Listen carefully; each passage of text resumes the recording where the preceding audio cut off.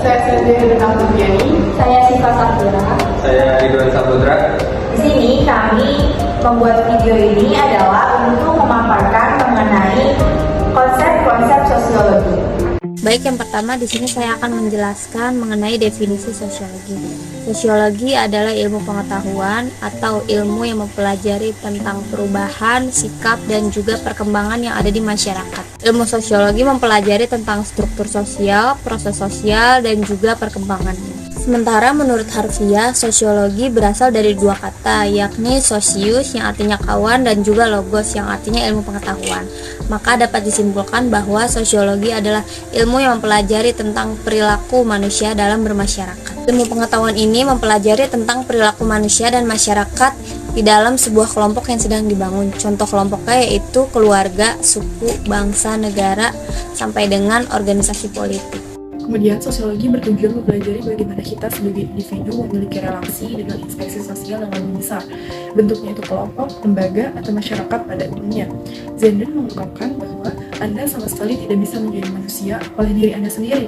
Apa yang Anda pikirkan, bagaimana Anda merasakan, dan perasaan serta tindakan Anda itu dibentuk oleh interaksi Anda dengan orang lain di kelompok Anda.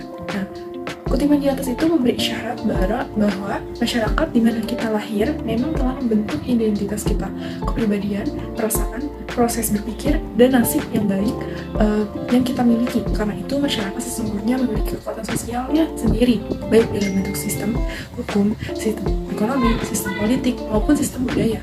Nah, kekuatan sosial ini menyentuh dan membentuk kita dengan beragam cara. Seberapa banyak pengaruh kekuatan sosial itu pada kita adalah tergantung pada sumber daya yang kita miliki, dukungan sosial dan kepribadian kita. Nah, jika ketiga hal ini dimiliki seseorang secara kuat, sesungguhnya masih ada peluang baginya untuk bisa mempengaruhi masyarakat.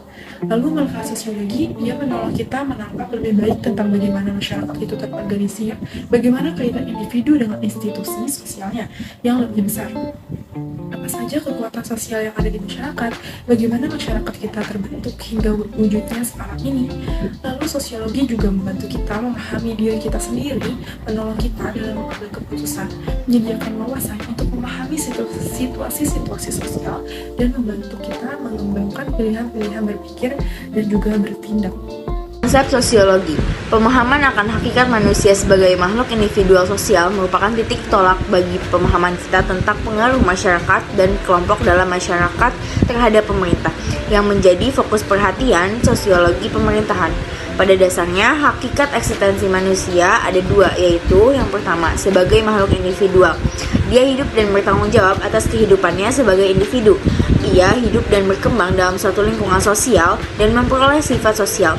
Tetapi, menurut penganut individualisme, sifat sosial manusia itu hanya sekunder, tambahan pada diri manusia. Paham ini menomorsatukan individu dan mementingkan kebebasan individual timbang kebebasan sosial. Konsekuensinya, upaya-upaya pemenuhan berbagai kepentingan individu lebih diprioritaskan ketimbang upaya-upaya pemenuhan kepentingan sosial dan masyarakat. Yang kedua, sebagai makhluk kolektif atau sosial, artinya bertanggung jawab sebagai bagian atas kehidupan bersama atau kolektif atau sosial. Masyarakat terdiri dari individu-individu, tetapi individu-individu itu sekedar sarana bagi masyarakat sebagai keseluruhan. Pandangan ini memprioritaskan kepentingan masyarakat ketimbang kepentingan individu.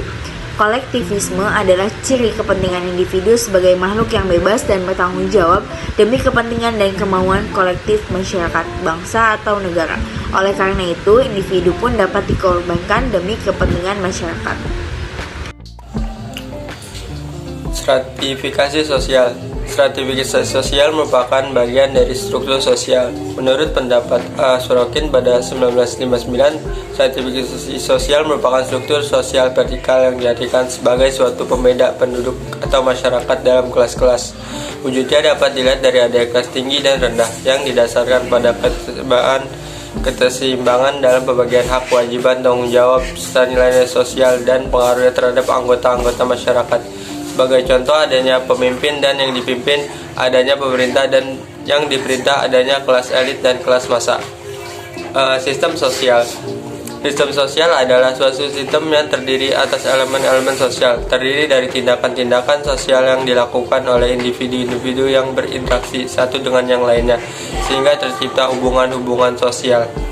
Keseluruhan hubungan sosial tersebut membentuk struktur sosial dalam kelompok maupun masyarakat, yang akhirnya akan menentukan corak masyarakat tersebut.